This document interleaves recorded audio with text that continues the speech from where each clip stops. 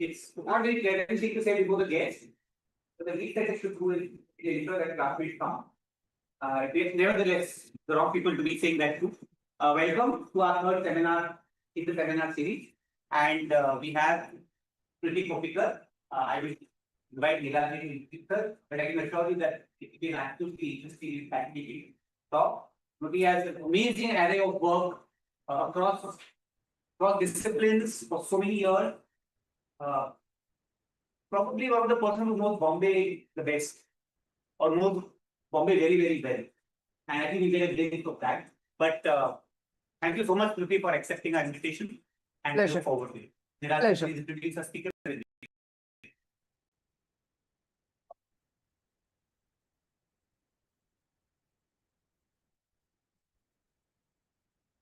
Good evening, everyone. It is an absolute privilege to introduce our distinguished guest, whose decades of fearless reporting have given us powerful voice to urban issues and social injustice. Smruti Kopikar is an award-winning Mumbai-based journalist and founder-editor of web portal Question of Cities, a winner of 2 international fellowships on environmental journalism. She has 35 years of experience in reporting and writing on a wide range of issues. She has led newsroom and reporting teams for national newspaper and magazines, including the Indian Express, Outlook, Star News, the Hindustan Times. Besides reporting for the Statesman and India Today, her journalism is strongly focused on marginalized groups and urban issues, advocating for social injustice and right to the city. She teaches journalism and media studies at the undergraduate and postgraduate courses, including the nuts and bolts of storytelling and social communications media. She is the founding member of Dr. Arun Tikekar Center of Advanced Studies of prestigious Asiatic Society of Mumbai, and was a core member of the Women and DP group, which worked to mainstream gender into Mumbai Development Plan 2034. Thank you. Thank you.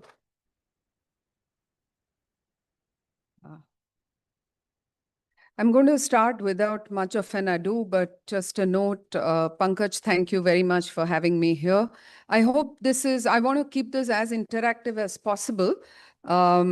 I came here, I suspected I'd be speaking to engineering students, and that Pankaj confirmed that for me. So you might find this a little out of that domain or zone. That's also intentional. I have a fairly long PPT. When we sit to make, or decks, we don't make any small ones, but we'll go through that. So I want to leave as much time as possible for questions, right?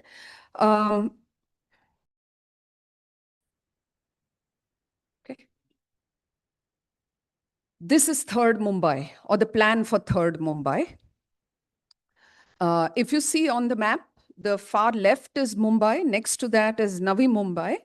And the large bit in yellow is most of Raigad district, which is right now rural and peri-urban, where is going to sit the third Mumbai. Anyone knows what the red in the yellow is? That's right. That's the NMIA, Navi Mumbai International Airport, right? Now, to create this third Mumbai, we're going to take over 124 villages in the Raigad district, and overall it's going to span 323 square kilometers. Like any new city does, takes over, it becomes larger than the city it is next to. What is interesting is that the plans are in a fairly advanced state, and you can see the last bullet point that Mapletree, which is a foreign investment firm, has managed to bring in more than $1.1 billion already to make the city. Right? This is a plan. It may be too small to read, but I'm happy to share the PPT. This is a plan that comes from a government document of what is going to be where in this third Mumbai. And at the bottom, in the green band, the band at the bottom, you also see mention of a fourth Mumbai. Are you able to see that in a very small thing? So we're going to also have fourth Mumbai spread over roughly this much area, north of the existing city. So we're really talking of Virar, Palghar, and up to Dahanu and all of that, right? This is what that yellow now looks like. A large part of the yellow now looks like this. The photo on the left is one of the beaches near Pain, Panvel, beyond Panvel. The photo on the right is typical farmland in Uran.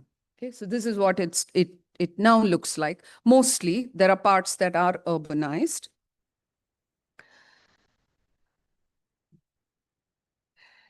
Here's where we get into climate and ecology.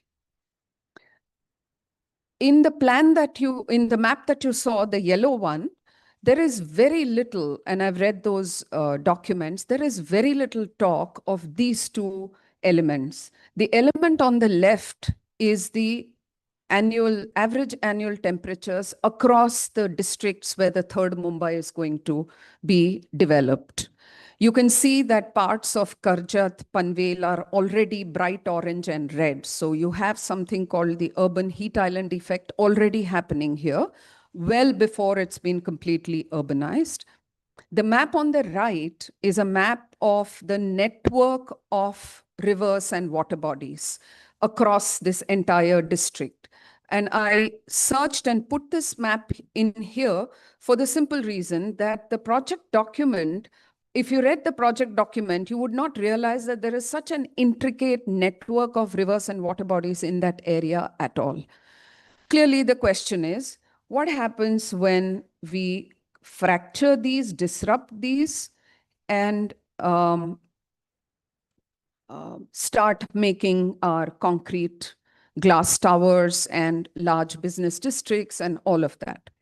Now, I want to put this in as a caveat because we often, when we speak of ecology and climate change, we are often asked, so should we not have development? Of course, we should have development. Why should we not? We should have more of it.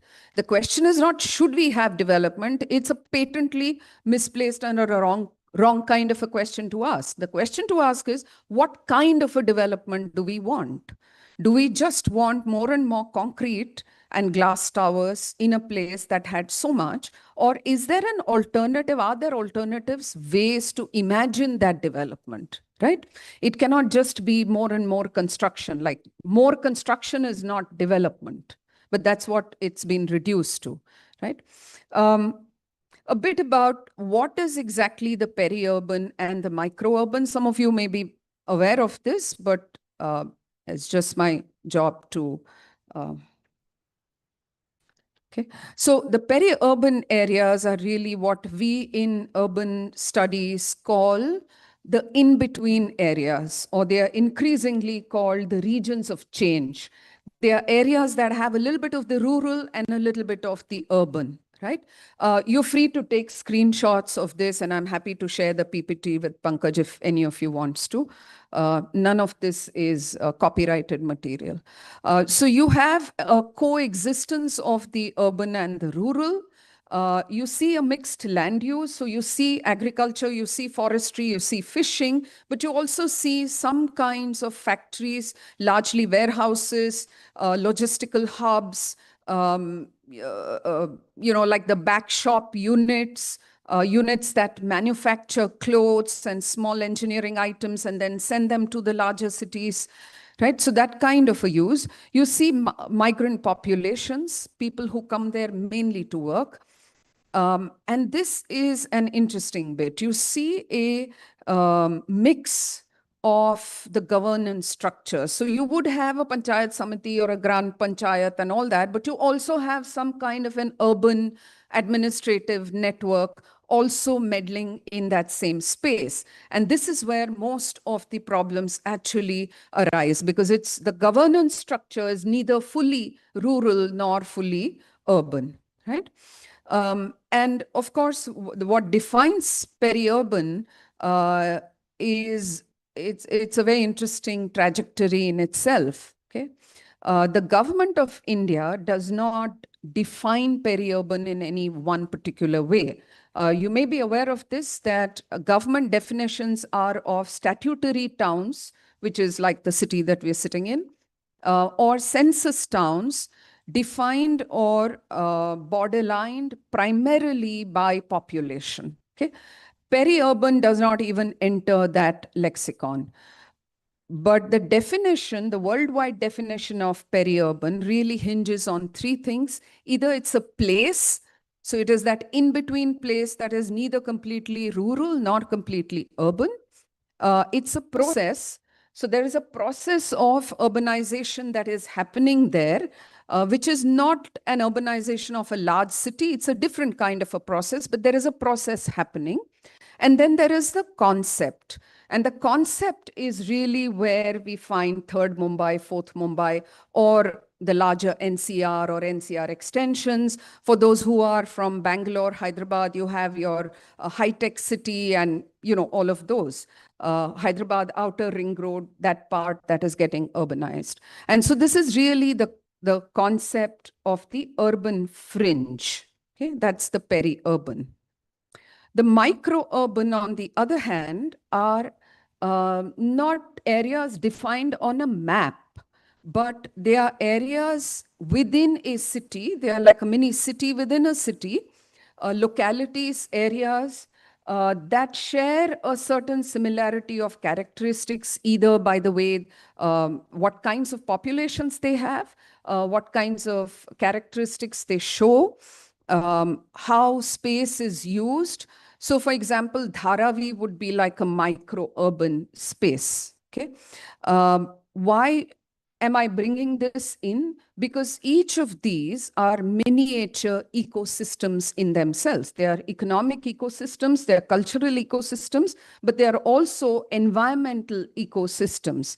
So that entire stretch from, say, Versova, if you're familiar with Mumbai, the western side, from Versova right up going up to Palghar, has a certain kind of an ecosystem, coastal ecosystem, that you don't find on the eastern edges of Mumbai. What you find on the eastern edges of Mumbai, between Mumbai and Navi Mumbai, is a different kind of an ecosystem. And so there are these miniature ecosystems, and it's useful to understand them, right? What has been the trend? The trend of urbanization, the first thing goes really, really far back. But the second figure is where we should pay attention. By 2050, by most reckoning, 54% of India's population will be urban. But even this in the urban domain has been contested, and I'll tell you shortly why. Okay? But the second bullet point is where I would like you to pay some attention. So where is India's urban growth really coming from? There are just two places. One is the large existing cities like Delhi, Mumbai, Calcutta, Hyderabad, Chennai, where there is this phenomenon of redevelopment. So those cities are becoming from old to new, and in that process, there is an urbanization or a re-urbanization, as we call it. Okay? And the Mumbai model of redevelopment is now actually going all over the country, unfortunately, because it's a very deficient model of redevelopment. But the other one, the other part of urbanizing India, urbanization of India, is really happening in the peri-urban areas, areas right outside cities, areas that are still quite rural or overwhelmingly rural and are now getting like a top layer of urbanization, right? So how do we characterize the peri-urban areas? All of these 5 points are important, but the first and fourth massively for us. What we see, the predominant overwhelming character of urbanization in the peri-urban areas is massive land use changes. What was your agriculture land till 2 years ago is now all of a sudden a central business district, okay? What was a river and what was the floodplain of a river is your runway and the tarmac. right? So you're seeing really in front of your eyes, very, very massive land use changes. And it's not just agriculture, forestry to industry, but every kind of land use change that you can imagine. Populations, of course, is shifting populations, their skill sets, and young people want it in many cases. Like if you go to Pen, I don't know how many of you know Pen, spelled P-E-N. Pen is where most Ganpati idols in Mumbai come from, that Shaluchi Mati that is there. Those idols are made in Pen, some of the biggest and the best ones, and exported from Pen. But if you go to Pen today, and I remember going there in 1990, 91 to do a very in-depth feature, and we lived in Pen for about 3 days to do it. When I go back to Pen now, the number of people who actually do that work, or the young people who do that work in those families, has shrunk by more than 50–60%. What do they want to do? They want to come to Bombay. They want to come to IIT if possible, because they've heard about it. They want to work in fintech, and they want to work in BKC, and they all want a 2 BHK flat. They don't want to be in Pen. So you see that aspiration, a change in what the young people there want. And governance structures I told you about. But this is where we are. The ecosystems and ecology in these peri-urban areas is not only neglected, but it's also unaccounted for. Like that map of the water network of Raigad that I showed you. How many lakes, how many rivers, how many streams, how many tributaries, where are the ponds? If we put a central business district here, are we getting in the path of the water, the natural path of the water or not? We're not asking those kinds of questions. So it's really the urbanization plans are not accounting for the existing ecology in that space, right? And because of that, of course, climate change hits very, very differently. So urbanization, cities and climate change have what in Mumbai lingo is called Chhattis ka Ankada. They don't get together, right? They have a Chhattis ka Ankada. Cities are responsible for maximum emissions, up to 70% of the emissions that lead to climate change impacts.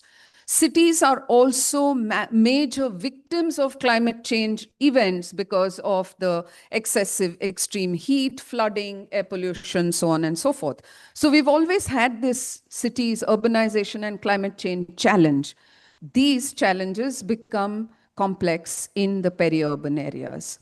And what is really called for is, I'm giving you the way forward right now. What is called for here is that in the peri-urban areas, we don't respond to climate change from a disaster relief, right? Okay, abhi flood ho gaya, what to put? Let's put water pumps and take out the water.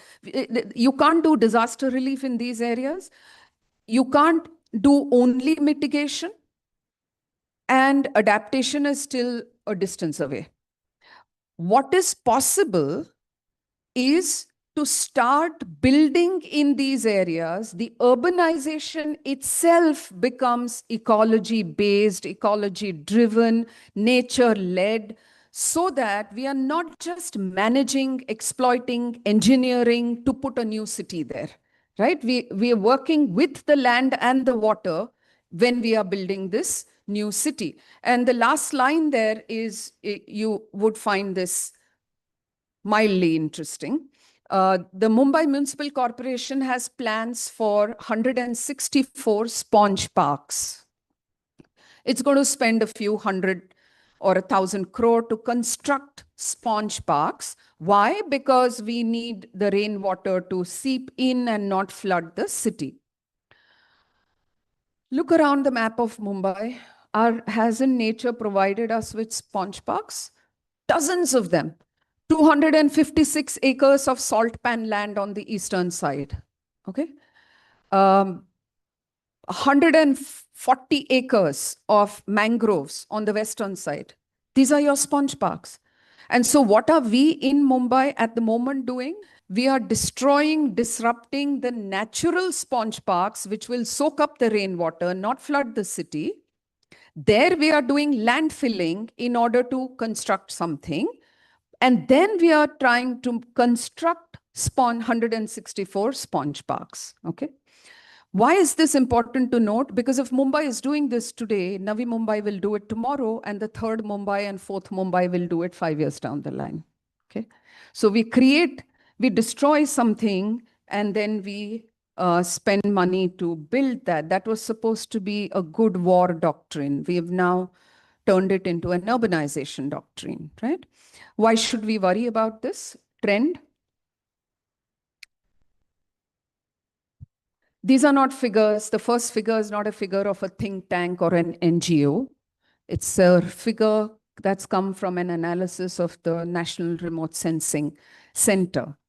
They have an entire report on it, their assessment. In only 17 years, last 17 years, 2.5 million hectares of land, mostly agricultural, or what is called in government documents as wasteland. It is my very humble suggestion that there is nothing called wasteland. No land, no river is actually a waste. We call it a wasteland, right? Why? Because when we term it as wasteland in a document, in an official document, it becomes so much easier to do something with it, right? And so there's no really, in nature, there is no wasteland, really. But you see 2.5 million hectares in about 17 years, right? The urban built-up footprint in India's top 8 cities, we are now not even talking peri-urban, we're talking cities, top 8 cities has doubled in the last 30 years. This is unprecedented for India. It's quite unprecedented across the world. You don't see a doubling up of built-up areas in merely 3 decades or less. This is an unprecedented level of let's build more, okay? But the third part is where we need to be focused on. The most rapid expansion has been in the peri-urban areas, and you can see those figures there. The growth in peri-urban has been, by population, has been 25% in the last few years, in the last 2 decades or so. And the built-up land coverage in the urban peripheries is 38% to 90% in some cases. 90% would be places like Ulsur, maybe, or Sajjapur in Bangalore, or any of the other villages outside Hyderabad, which have now no look of a village, okay?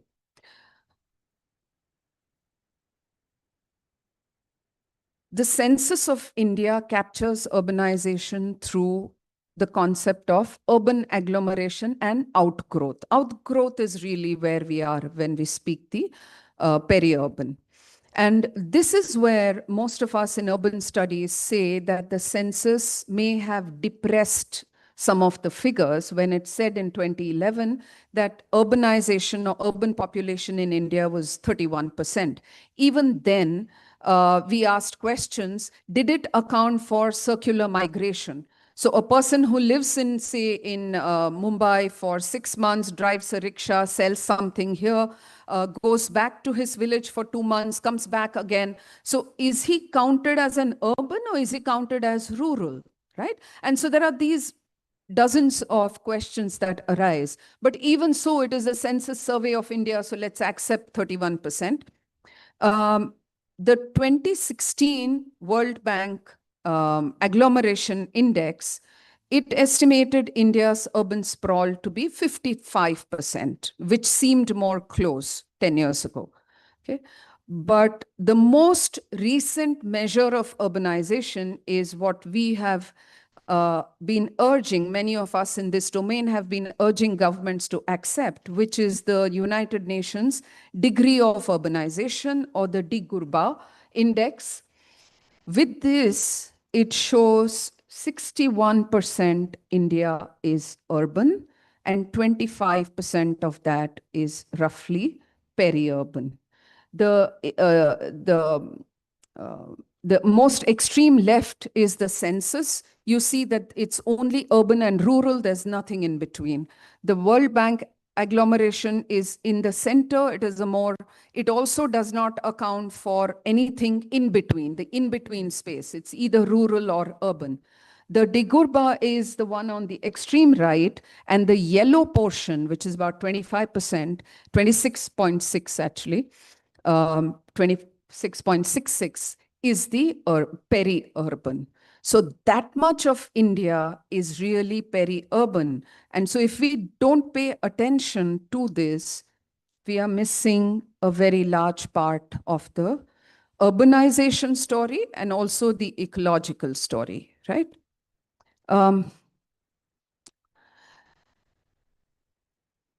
If you want the notes, but let me just very quickly go through. Why should we pay attention? I told you, very rapid and very massive land use changes. You have agglomeration of land that is focused only on the value of the land. And if you go to Navi Mumbai airport and you find somebody who used to own land there before, he'll tell you that I used to grow so much rice, I had so many coconut trees, and per coconut tree, I was paid this many thousands of rupees. Okay, so it's the value of land, but we're not looking at any other part of it. Natural ecosystems get adversely affected, the entire web of life. Planning for these peri-urban areas, urbanization of peri-urban areas does not account for the full and complete value of the natural ecosystems. It only focuses on land and nothing else, okay? And the governance part, which I spoke to you earlier about, right? The National Urban Policy Framework, we don't yet have a policy. The policy is in the making. I'm a part of those consultative meetings, the National Urban Policy. But the National Urban Policy Framework that the government put out in 2020, it put the onus on states to develop the peri-urban areas, okay? You can ask and find out if that is happening in the 3rd Mumbai and 4th Mumbai. So the one on the left is a typical street in Karjat. The top right is a pond in Vasai Virar. They are called Baukhars, B-A-W-K-H-A-L, Baukhars. Every few houses, set of homes there have these Baukhars or holding ponds. And the bottom right is where one of the Baukhars has been turned into a garbage dump, because that part of Vasai became urbanized. They didn't figure out where to throw the garbage. They began throwing it into the pond. It's not exactly the pond on top and the bottom, but the bottom one was a pond like the one on top, the Baukhar, and that is now a garbage dump. Okay. And so what do we see the story so far being in the peri-urban? What is the ecology story? We see a huge degradation of land and natural habitats, okay? We're seeing loss of farmlands, but we are planning for the loss, okay? Very few losses come in a planned way. This loss is planned, okay? There's a loss of green cover, and there is a fragmentation of habitat. So you might, I'm not sure if you know of Pranab Dole in Assam. He's been fighting so that the Kaziranga National Park does not get divided because the government wants to put up something there, right? So you have a fragmentation of habitat. That's an elephant corridor. If you're going to construct in an elephant corridor, where are the elephants going to go? How are you going to be able to sustain that wildlife? So you see a fragmentation of habitat. Very important, you see a water crisis. Anyone from Bangalore will tell you the outer areas, the new areas, do not get municipal water.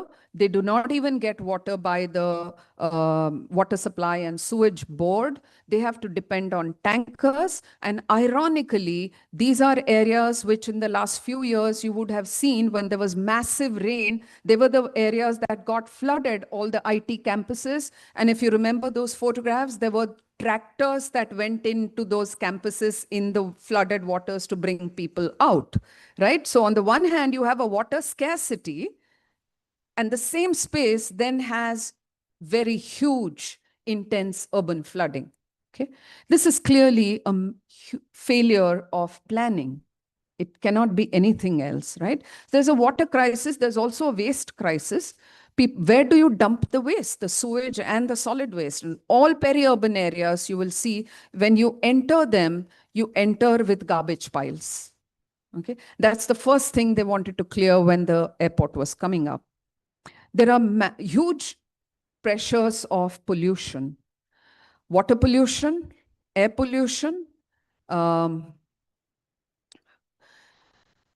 most of it coming from an unregulated dumping of all kinds, right? And contamination, and then related health impacts on people. And then, of course, you find the important fourth one. Like in urban areas where you have dedicated agencies, you don't have dedicated agencies looking at ecology and there. I'm going to give you two case studies very quickly. Arnala village in the Mumbai metropolitan region. Just run your eyes over the red bits. This is what we are now, ecological impact of urbanizing parts of MMR, right? This is what we have seen has been recorded in Arnala village.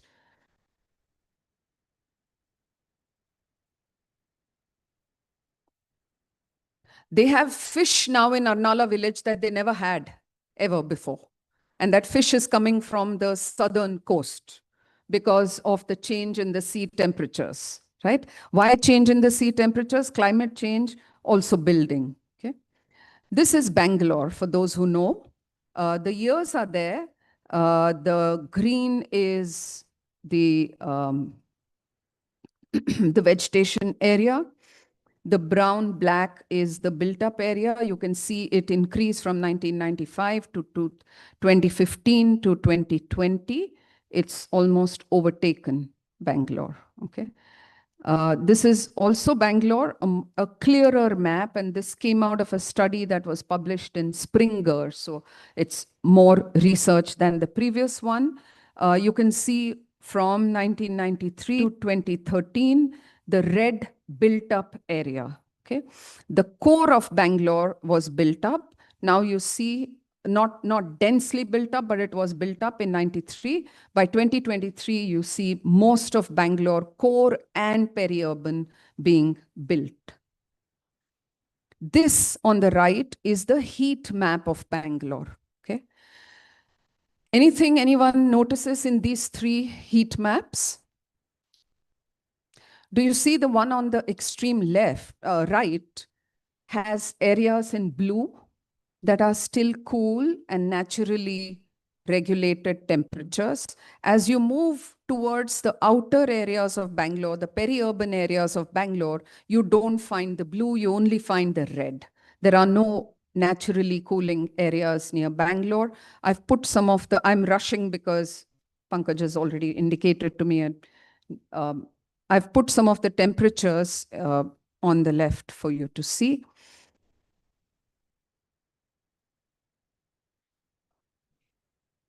In the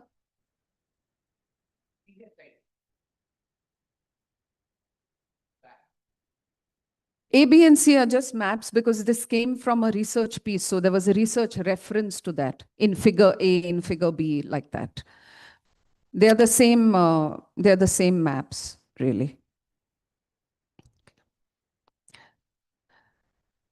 Built up area of Bangalore increased from 462 to 867 in 2 decades. In 20 years, built up area increased by 87%. Vegetation decreased by 40%, and water bodies decreased from 34 square kilometers to 24 square kilometers, right? I'm going to skip this. And so this is not just Mumbai and Bangalore. You see peri-urban, urbanization of the peri-urban across India, okay? Punjab, Haryana, Rajasthan, Madhya Pradesh, Uttar Pradesh to a large extent. Okay, Guwahati, outer areas of Guwahati, all the Beals near Guwahati, the water networks, all of them. The fastest growing peri-urban areas are, of course, right outside the major metros that I have listed here. Okay. How do we read the micro-urban? Micro-urban, I told you what the definition was, right? This slide, to condense it, between March 1 and March 22 last year, an average reading gave a 13 degrees Celsius difference in areas of Mumbai. And the second one tells you which one. So Vasai West, which is peri-urban, and Ghatkopar, which is in the eastern edge, their average temperatures were 33.5. And in Powai, on those same 21 days, the temperature was 20.4 degrees. Okay. This is what we call the microclimate. It is no longer enough to say it's very hot in Mumbai, or what is the average temperature in Mumbai. Average temperatures could be 28, but in Ghatkopar, it may have hit 33 on the same day. And so the micro-urban is really where now the next game lies. That was heat. This is air pollution. On the right is the map of Mumbai. On the same day, 4th November or 5th November, on the same day, you see different levels of air pollution in different parts of the city. This is the microclimate, right? In Delhi, you see how wide the difference was. It doesn't even look like the same city, the air quality index on that particular day.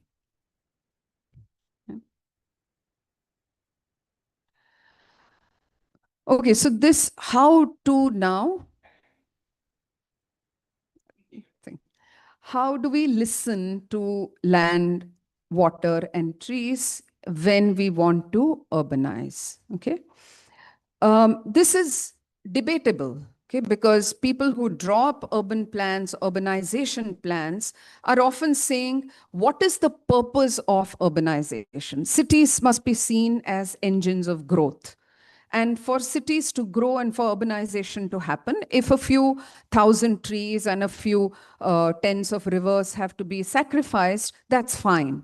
Okay, that is one way of urbanization. That's the way the West urbanized for the longest time. And that's the urbanization model India adopted. Without debate, discussion is open. But it's a model that's been adopted, right? Mumbai was constructed on water with water. So is Kochi, by the way. Kochi sits on water. There are more areas of Kochi that are being constructed where the water is being landfilled. Like in Mumbai, we are landfilling more and more areas. We've just created 100 acres of what will hopefully become the coastal forest. We've just created more land from the sea. When was the last time we heard what the trees had to tell us, or what the rivers had to tell us, or what the land was trying to say to us? Okay.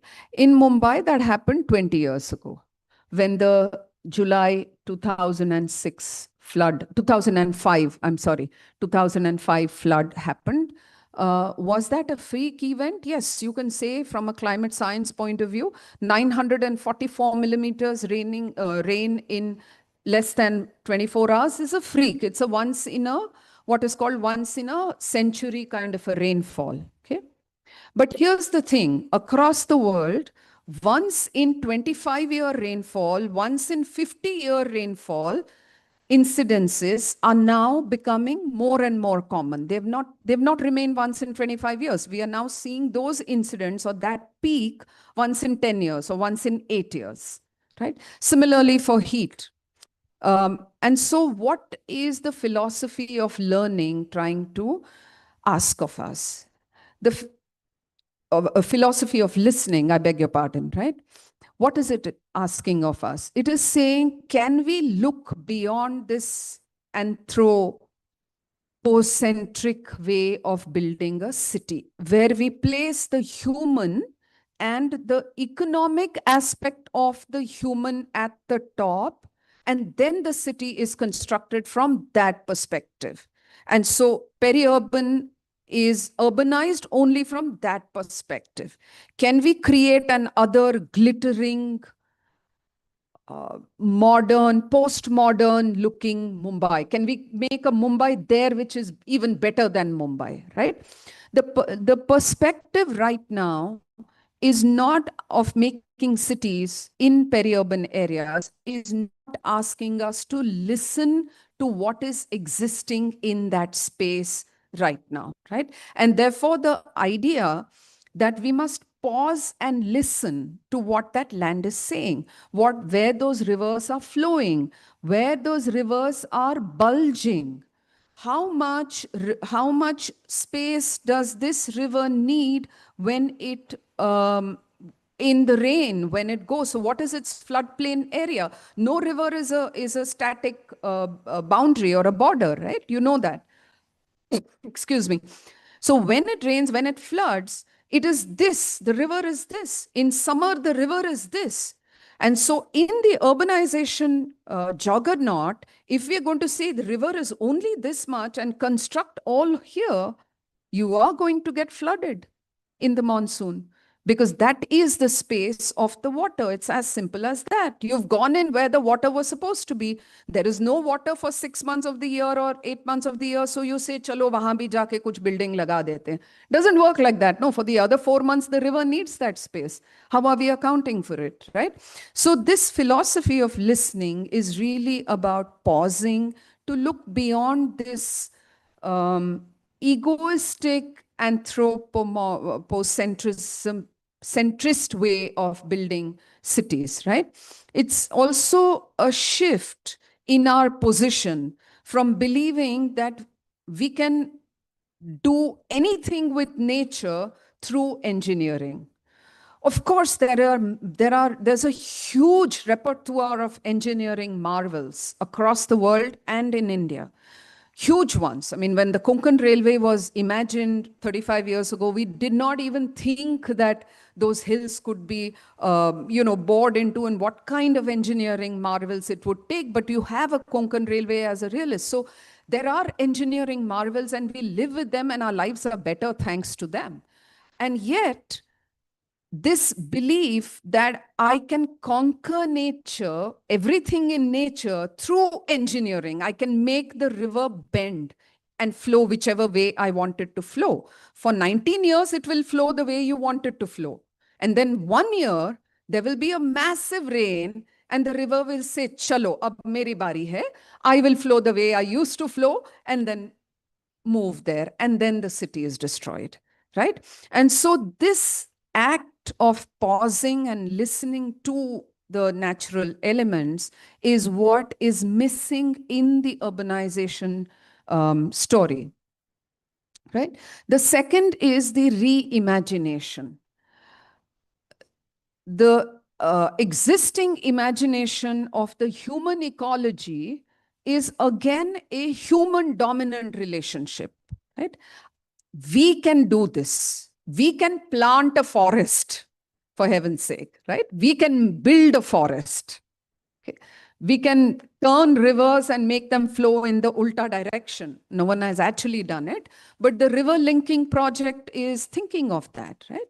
We can go to Uttarakhand and cut any number of tunnels, and the nature will not do anything to us, right? We can go into the Western Ghats in Wayanad, one of the most sensitive parts of Western Ghats, and cut hills, cut the Western Ghats any which way we want, because we want to make a road and we want to put these, Scandinavian kind of resorts at certain points in Wayanad, and then we get those, the Airbnbs, and the Wayanad's economy is a tourist economy, and therefore we get that, right? But you've seen what has happened in Wayanad. In 2 years, there have been 2 very massive landslides. The one 2 years ago claimed 400 lives that we don't know how many more were buried. This year again, there was a massive landslide, fewer human casualties, but a lot of loss. And so what is this relationship, and why do we need to reimagine? We know. How do we reimagine? we have to recognize that nature has rights. Like we humans have a right to go in and do what we want, nature has rights, rivers have rights, trees have rights.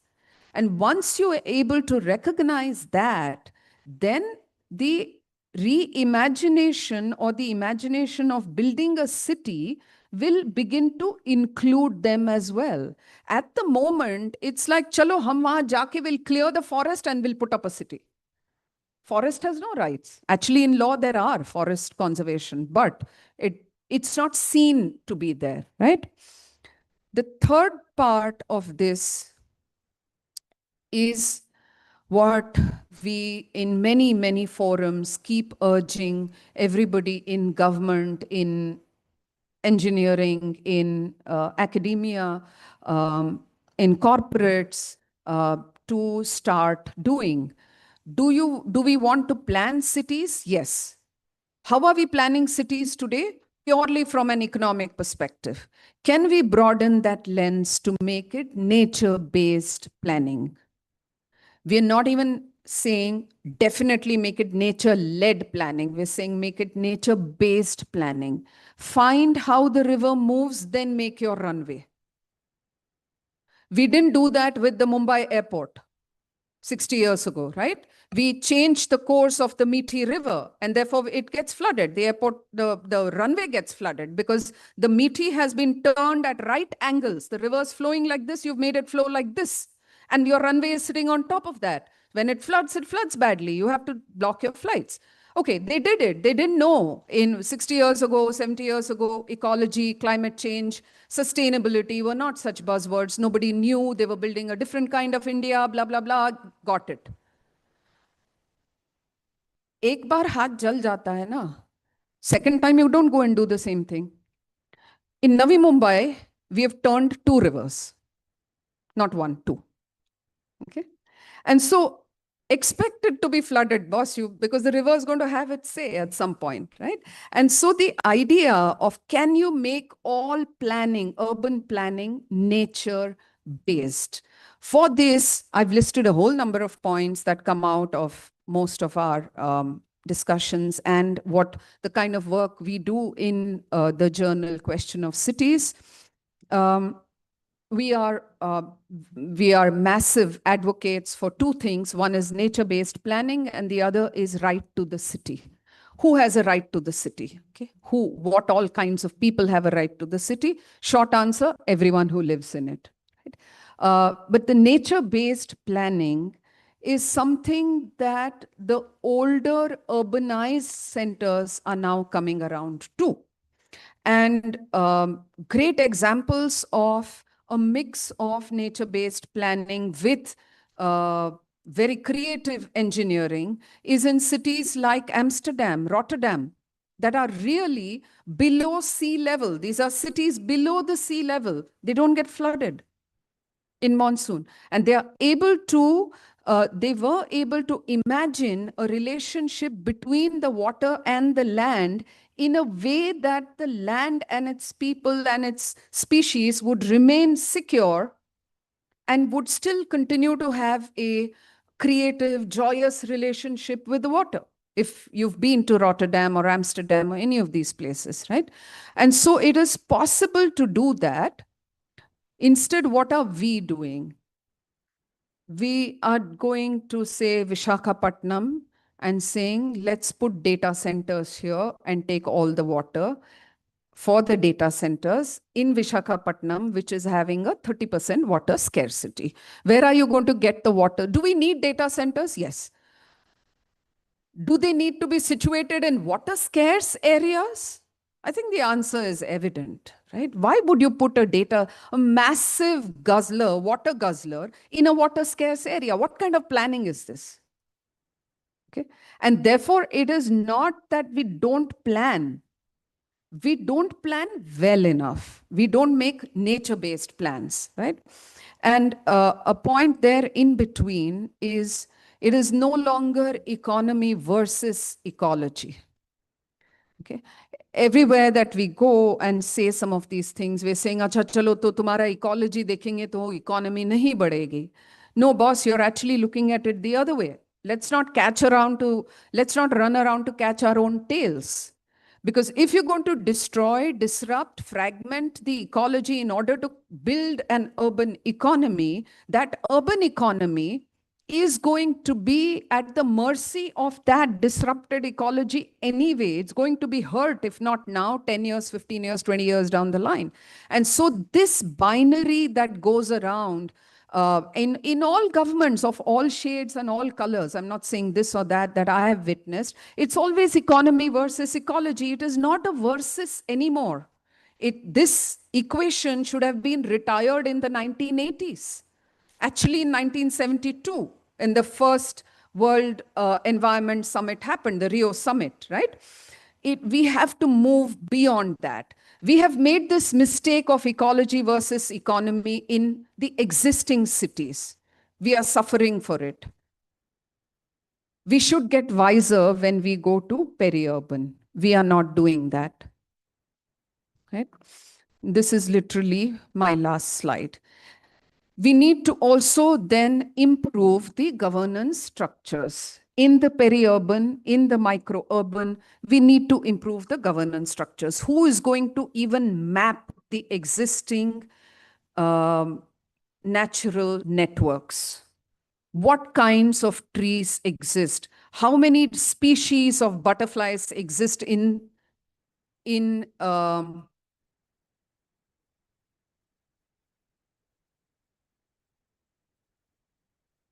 good place to end where you start. How many species of butterflies and trees and how many different kinds of palms exist now in that yellow space? We don't know that. And so we have no accounting of the ecology that we are destroying. Are you able to wrap your heads around what we are in? We can construct cities, but in that, we have no idea today of what all we are destroying. Suddenly, somebody will wake up one day, 20 years later, and say, oh, there was a river there. That is why this is happening. This is the river area, right? And we have no mapping and no accounting. And therefore, that the last slide was on the governance structure, which has to begin by mapping and accounting for the natural areas in peri-urban and micro-urban. So we know how to build and we know how to not build. How to not build and where to not build is as important as where to build, right? And I'll end it here. I hope it's been interesting for you. Happy to take some questions.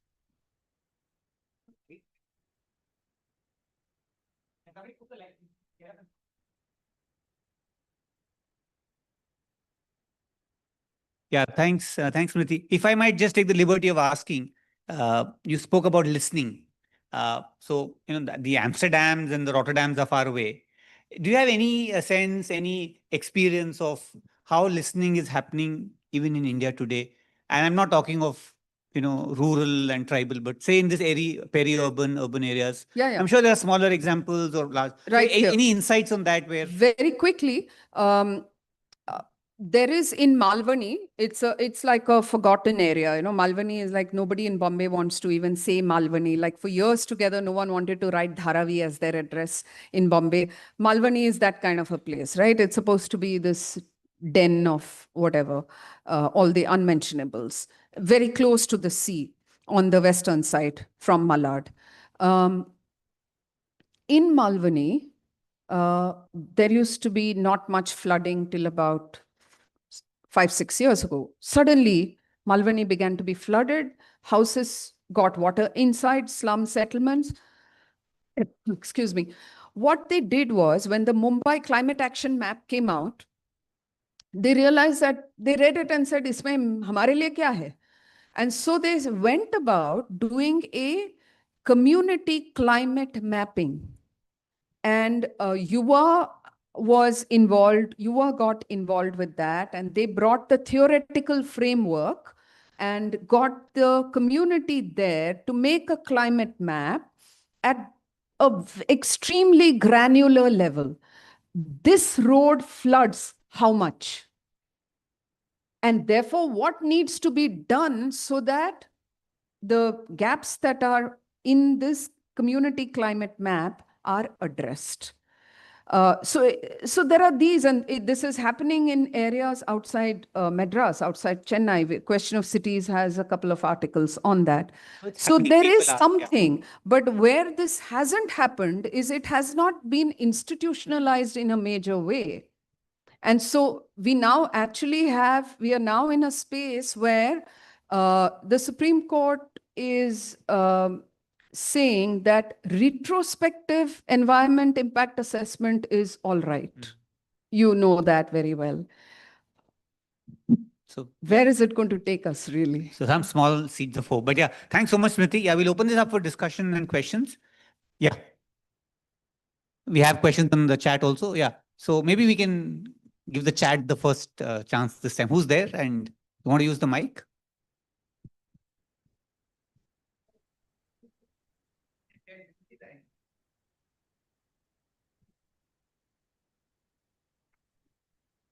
So that's a question from Gayatri. So this is actually a second question. So they are asking, can greenfield or brownfield development strategies, tools help to plan or develop these regions? Can greenfield or brownfield development strategies and tools help to plan Hi. or develop these regions?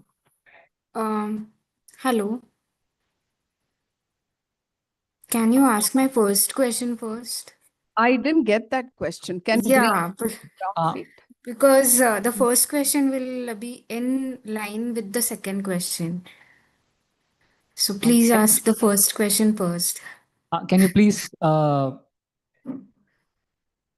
Mm, ask the question out? yeah, sure. Thank you. Just a minute. Yeah. Good. Yeah, thank you, ma'am. My first question is, what are the key indicators or parameters which can be used to differentiate between the outgrowths, peri-urban regions, rural-urban fringe regions? Are they all same?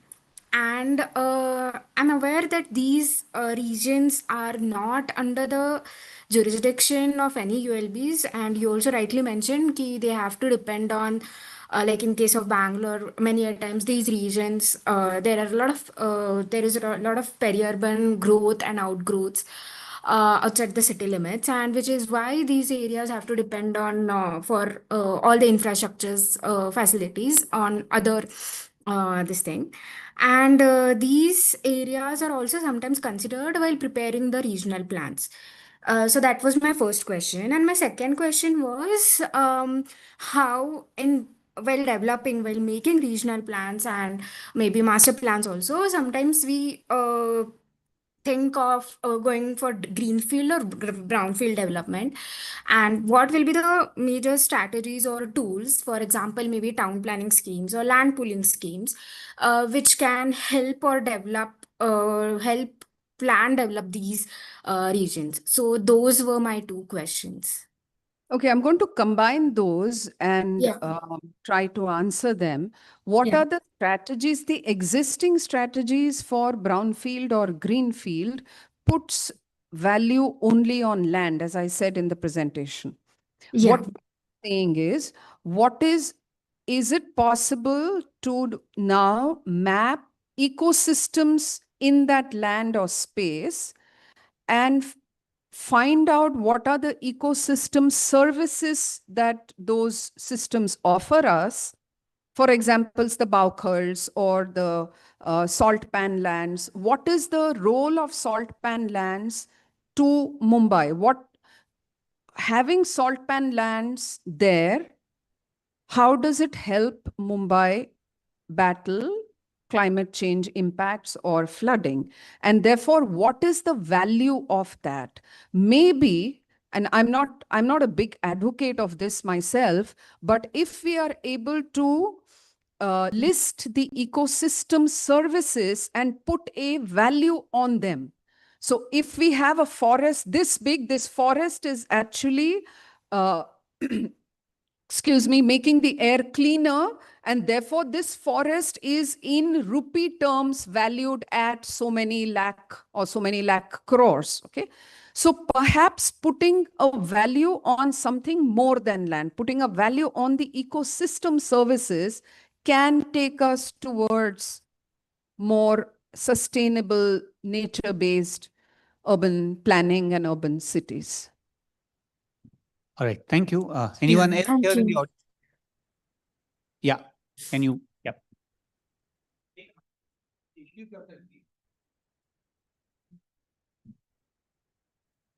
Hello everyone, I'm Tanya from ESCD department, first year PhD student.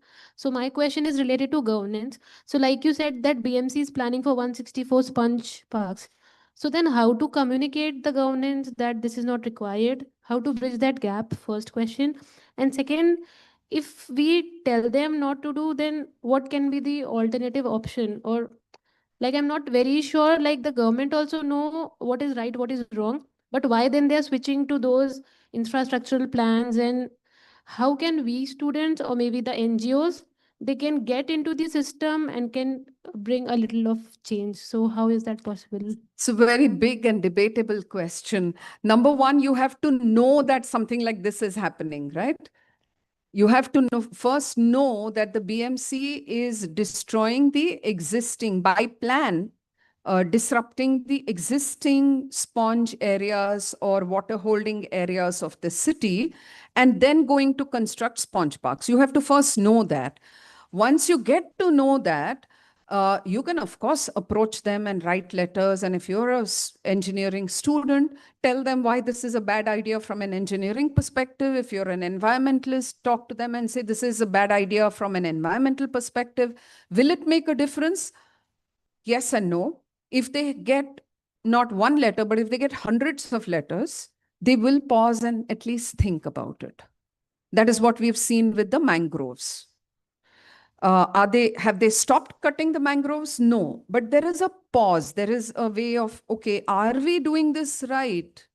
There is at least that reflection that has come in.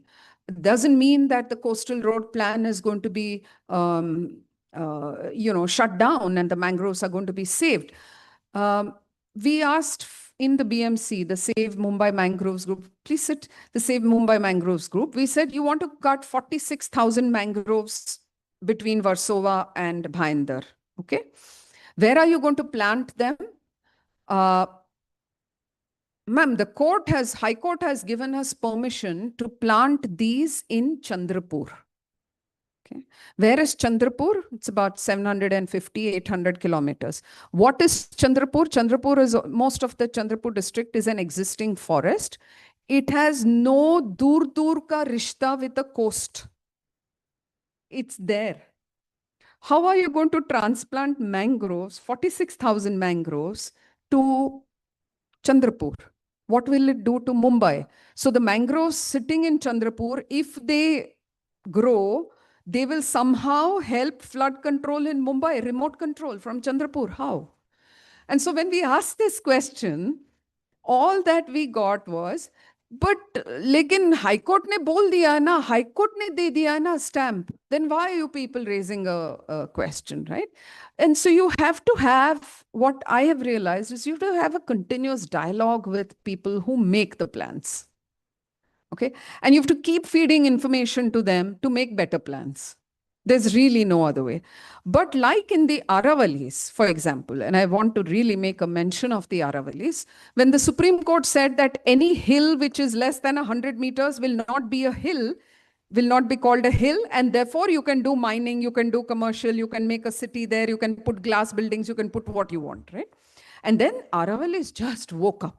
They were there on the hills protesting, saying no, no, no.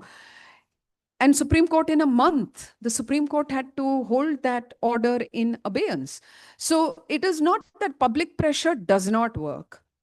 It does not work in very visible ways, is what I would say. So you must, if you think something is not happening correctly, you must start putting the pressure. Getting the mic. And breathe. Hello, ma'am. I'm Shraddha Deshpande, first year student in Sitara, and I'm an architect and I studied disaster mitigation and management before coming here. So my question is in continuation with what she said. The Supreme Court said that you can replant. So I believe when we come up with systems like like calling an ecosystem service, or saying that you can have a clause in the environmental law where if you completely remove of an established ecosystem and transplant it somewhere, as in basically you're giving a trade-off and you don't examine the trade-off. So do we think that the environmental law is failing us? The framework in itself is failing us because the fishermen lost the case Yes. and livelihoods were lost. Yes. That is another. Yes. Very big, very important question. It's a question that in this domain we are all debating. Is the law failing us, or is the interpretation of the law failing us? And I will give you just one example, and you can actually go back and check this out. In most of the cases where the courts, including the National Green Tribunal, has allowed certain natural areas to be destroyed, to be built on or disrupted, fragmented, it has all been done in quote unquote public interest. Okay. Public interest has become the overriding two-word mantra. So coastal road is in public interest. So the BMC is going to spend 1.1 lakh crore on constructing this road, going to destroy the coast, destroy 46,000 mangroves in only one patch and more in Vasai Virar Palghar. In public interest. The courts have held that the road is in public interest. How much of the public in Mumbai is actually going to use the road? How many have cars? Because that is meant for private cars. How many people in Mumbai use private cars? 10%, 12%, 15%. Of the 15%, how many use roads on the western side of Mumbai? We don't know. And so where is the basis to establish public interest? The irony is, if the BMC and the courts are saying the coastal road is in public interest, you have to ask the question, why is the BST bus service not in public interest? That even today ferries 2.7 million passengers a day. 8 years ago, it was carrying 4.7 million passengers. वो बीच के लोग कहाँ गए? Have they stopped traveling in Mumbai? No. What have they done? Some may have moved to metro, but metro is hugely more expensive than the bus. They have mostly bought two-wheelers, which is why you've seen a surge of two-wheeler vehicular population in Mumbai, right? So what does the BST need? The BST needs an injection of around 1,000 crore a year. So here you have the BMC, like I said about the salt pandan and sponge parks. Here you have the BMC saying, I don't have money to give BST 1,000 crore a year, but is willing to work with international agencies to spend 1.1 lakh crore to construct a road that's going to be used by a minority. Now, to you and me, the public interest in this is very clear. Where does it lie? It should legally, theoretically, principally lie with the 2.7 or 4.7 million people who take the bus. But the BMC has interpreted public interest as the coastal road people. And the courts have put.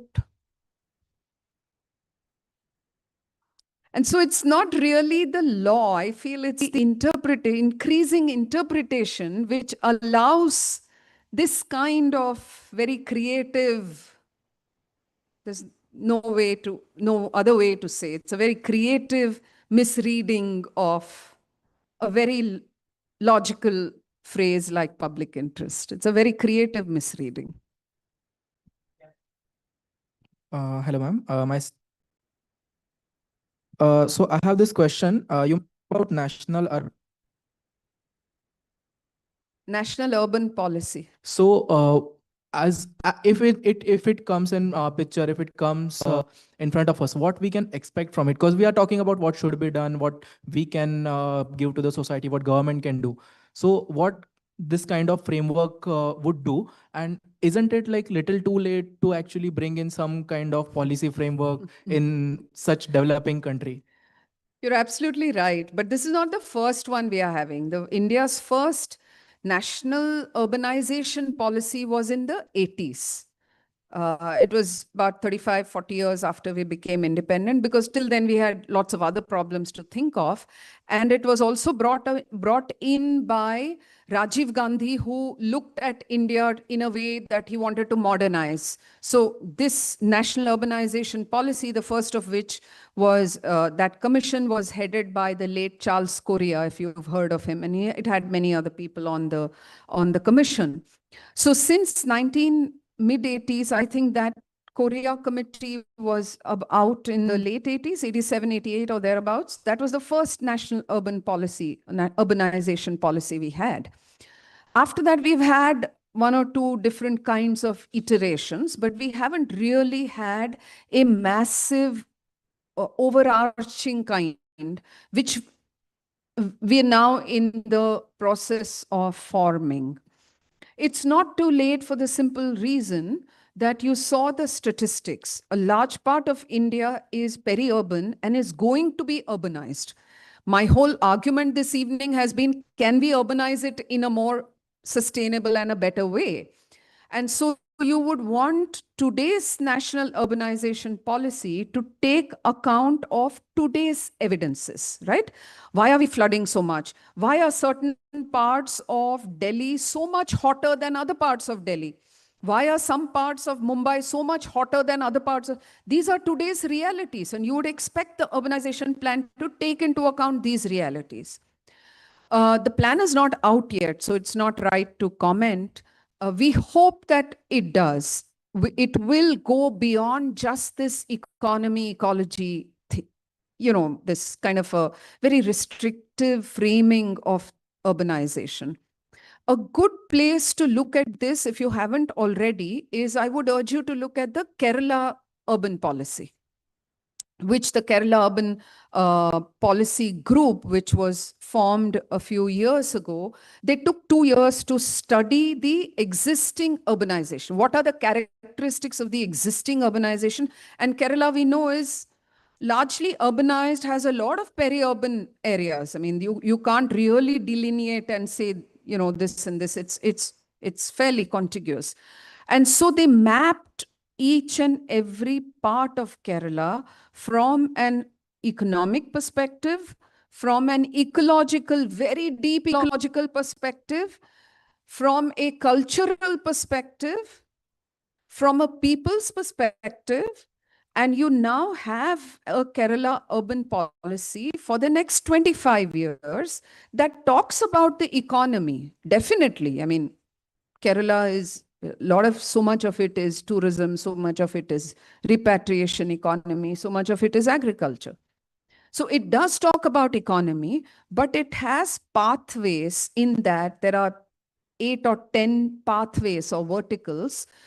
2 of the pathways are about community, culture, and heritage, which to the extent that I know about urban policies, do not appear in any of the other urbanization policies. Like ultimately, why do people come to cities? To earn, but they don't just, it's a sad life if you only have to go to work and come home and eat and sleep. You need something more than that. And so who are the people who live? What is the culture? What is the heritage? How can it be bettered? All of that.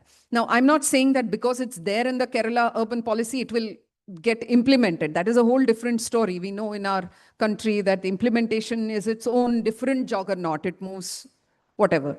But at least it's there in the policy. Another pathway that the Kerala urban policy uses is people's health and well-being. So what happens when extreme temperatures happen, like 38 degrees, 40 degrees, 42 degrees? And in India, if I can take a brief moment, we are consistently looking at land surface temperatures, right? You saw that in one of the slides, LST. And so land surface temperature today in Mumbai could be 39 degrees, but you feel much hotter. Why? For at least two reasons. One is the humidity. And second is the level of pollution, which traps heat in a certain way. Right? And so we've been urging, academics have urged, researchers like Dr. Rajashri Kotharkar in Nagpur, Vishveshwaraya Institute of Engineering.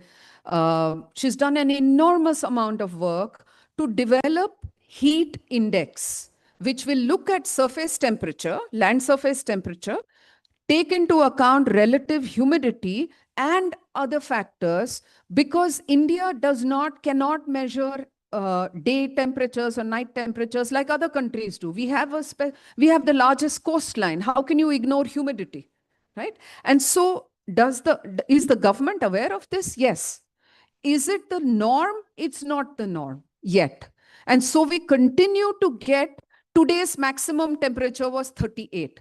But if you open your phones, I don't know how many of you have that, but if you open your phones, you get feels like temperature. What is the feel? So our phones are already giving us feels like temperature. Feels like temperature is the heat index. What would it now take for the government to adopt that as the standard, as the default, right? Now, so when heat, and till today, till last month or earlier this month, extreme heat was not even a notified disaster. That means it was not, we don't know that people die because of heat. How many people have died in India because of heat in the last 1 year or last 5 years? I would urge you to go to Google Auntie and check that out, or your preferred AI Auntie and check it out. But the number is sufficient enough for us to be alarmed, right? People's health and well-being, therefore, should be part of your urbanization strategy and policy. Kerala document puts it in. And so there are ways of doing urbanization and planning urbanization if we are only able to reimagine some of these things and not accept it as the gospel. I think it's never late to do something, whether it's policy or otherwise. Yeah, we have time for one last question. Oh, by the way, the Kerala document is available on Amazon, if anybody is interested. Amazon but it's or Google? Amazon. The document is a physical copy is available to buy on Amazon. It's frightfully expensive. But it's if you're interested in that, or if you have a library, or if you have budgets for that, I would urge, because that is the way, at least they have made an attempt to break out of the existing framework. They've tried something at least, yeah. So 2 quick questions. You, and I'll come to you last, You'll have the last. Briefly. My name is Siddhi Mahagaukar. I'm PhD student from Climate Studies Department. We have learned that urban commons, as well as the commons in the peri-urban areas, are getting destroyed. The way you have said Barkhad, Kul, then Johads in Noida region, Gurugram region. So, but it is learned that through research paper, we come to know that even people living in the areas, they are the only one who are disinterested, and they're finding that this is not economically valuable. For instance, if they are provided the water by the BMC, then they will try to ignore the bowdies and all. So how we can, promote them, or how we can encourage them to use the commons? Again, very big question. Urban commons is so debatable that if you say the word urban commons outside of urban studies people and climate studies and all that, they say, ye kya hota hai? Okay, ye kya hota hai? So we are not even recognizing that there is something called the commons.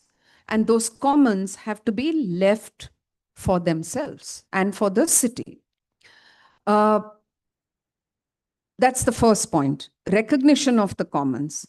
What do you do when people themselves want something there and don't want to preserve the commons? That is where the land value magic comes in. If you're going to pay X lakh per acre and that commons is there, who wants the commons? You would rather take the money and buy the next mg hectare or whatever, no? The third part of it is what prevents the governments from conserving the commons. And I go back to what I started off with, that a large part of how we see land is either productive or unproductive. Wasteland, commons. Ye kya hai? Commons hai. It's a wasteland. The moment you tag it like that, you say it can be taken up. How does it matter? So I think the first mover has to be recognition of commons, both not just in law, it might exist peripherally in some law, but to recognize the importance of urban commons in policy making and in planning. We don't do that right now. We treat the commons as potential developable area. Even today, out in a city or outside any city, commons are treated as potentially developable plots. You don't have to go very far. You can go to Palghar. You can go to Karjat. You will see plots being carved up. So it has to become part of a approach both at the government level and at the people level. Only people will not work. That's my submission. Yeah. Hi, my name is Gagan. So thank you for the wonderful talk. So while going through your talk, many questions were coming up. But one thing at the larger institutional level or the governance level, what is happening is we are really focusing on SDG 2030, complying to all the indicators related to food or climate or n number of things. SDG, you said. SDG, Yeah. 2030. Yeah. So larger political will is trying to show something everywhere good, right? That is what I have been experiencing while working with the system. But how do we do the advocacy to bring that larger political will to make such planning where it's eco-friendly, human-centric, environment-centric? Because giving an example of outliers, which I'll really appreciate, become best practices. And they are again quoted as something very good at the larger global stages. So that was the question, how do we bring that larger political interest? Because policy-wise, legality-wise, indicators-wise, something else is being framed at the larger global or national level. But what is happening at the ground level is something else. So that's where I'm how we can bring that larger political will for True. more environment.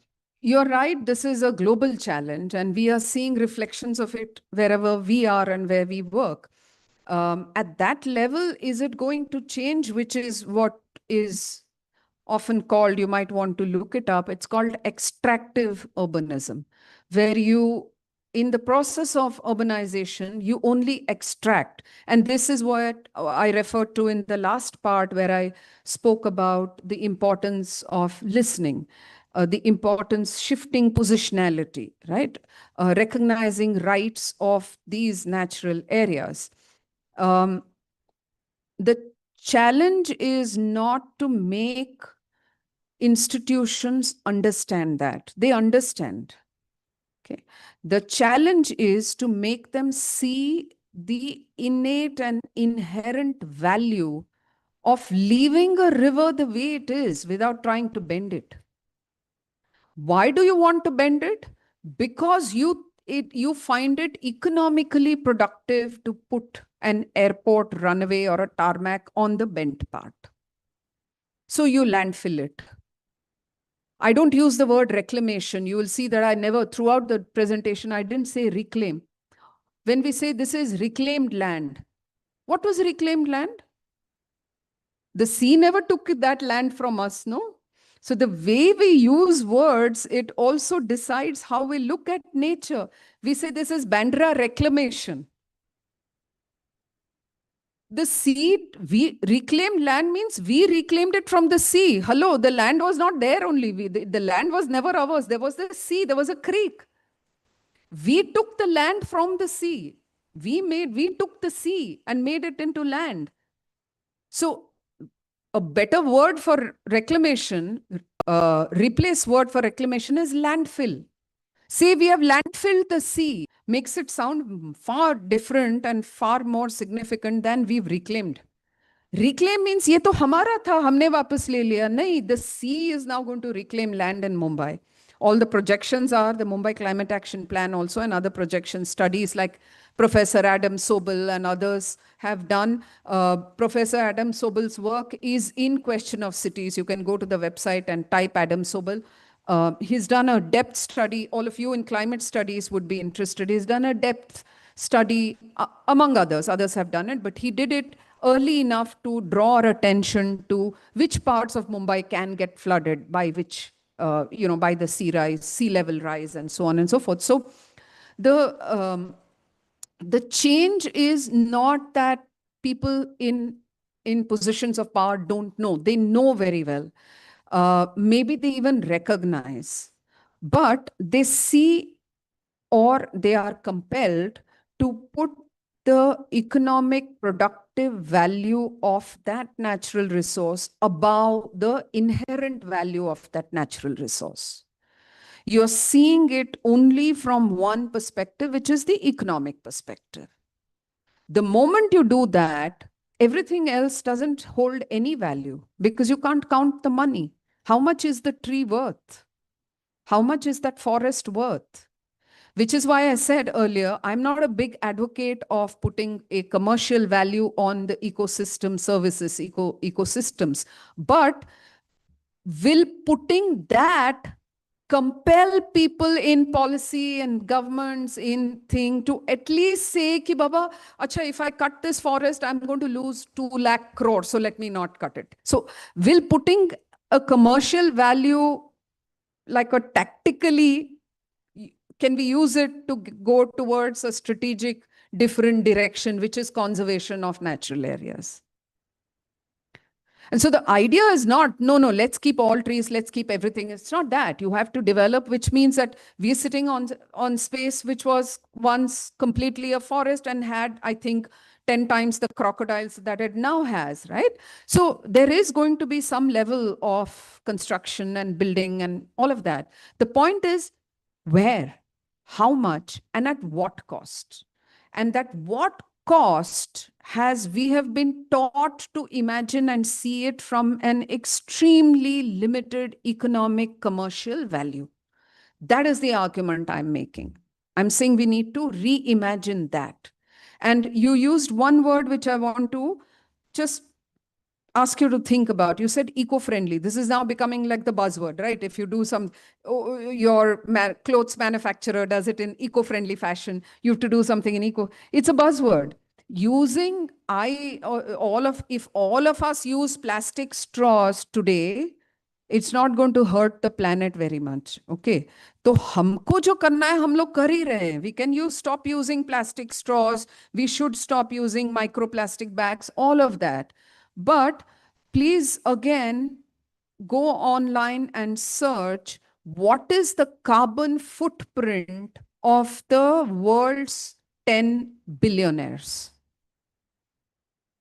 Their carbon footprint in a week, I think, equates the carbon footprint of the bottom 50% of the world's people. So should we think twice and say, nahi, bhaiya, humko plastic ka thaili mat do. I don't use plastic I don't use plastic straws. Sure, please let's adopt healthier habits.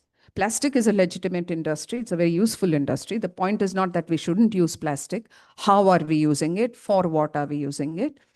But you and I doing eco-friendly lives is not going to save natural areas or the planet. That can only and only happen when at the institutional level, there is a decision to reimagine this world, this planet, as belonging to all species, not just to humans. At the moment, we are not there, unfortunately. which is really sad because we started talking of environment, the Rio Summit, the first one in a institutional global way, the Conference of Parties in 1972. The world is warmer, it's more polluted. We have taken more natural resources since then. Now you can ask me, but you've lived long enough to one side we are talking, but the other side we are destroying. But that's the reality. It's a contradictory thing. So every year people will meet at the COP. And like it happened 2-3 years ago, the Conference of Parties will be hosted in Dubai, which is an energy guzzler, as you know. And it was chaired by an Abu Dhabi top official who happened to be the chairperson of ADNOC, Abu Dhabi National Oil Company. There couldn't be a bigger irony of a climate change conference, annual conference at which presidents and prime ministers sit together and decide, okay, now we will bring down our emissions by so much. That conference being chaired by the chairperson of ADNOC, okay, fossil fuel company. So we have these unfortunate contradictions in the world. But do I want to dump COP? No, because there is still, that platform at least exists. I can hold governments accountable on that platform. Where else would I do it, right?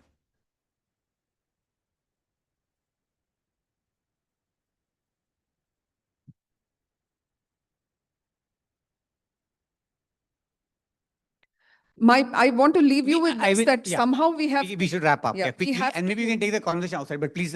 we have to somehow impress upon those with influence and power that the way you imagine this planet and the way you want to urbanize is not the way to go about it. How do we know? Because we live in cities, we know. We live in those peri-urban areas, we know. We are talking from evidence. You're talking from AC room plan making on computers. So listen to us and then make your plans. Maybe. Okay. Thank you very much for your patience. Big round of applause. Can I invite Niladri again to... Is Niladri here? Jaldi aao. Haath ka dikha rahe. Utho jaldi. And Asfiya, we've got a small token of our appreciation.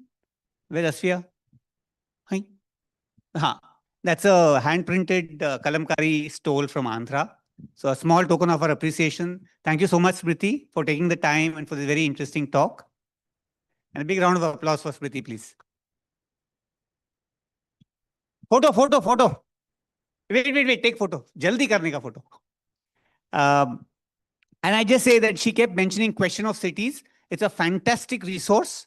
It's a website with very deeply, very beautifully researched and very nicely presented facts and stories about all kinds of cities in the country. The latest one is on Shimla, if I'm not mistaken, which is just gone online. I think I saw that yesterday. So please do look that site up. It's absolutely fantastic. And thank you again so much, Smriti. We meet next week. Thank you. We are going to have a film screening in IDC. There's a film called Ohoti, which you might have heard about. So it's about Pradeep Atade. So it's a film about a Bombay person who studies the coasts of Bombay. It's almost like a premiere film. It's just a new documentary that's come up. It happens at 6 o'clock next Tuesday in the IDC auditorium. We won't meet here. We'll send out details. Thank you, everyone. And thank you again, Smriti, for this very lovely talk. Thank you.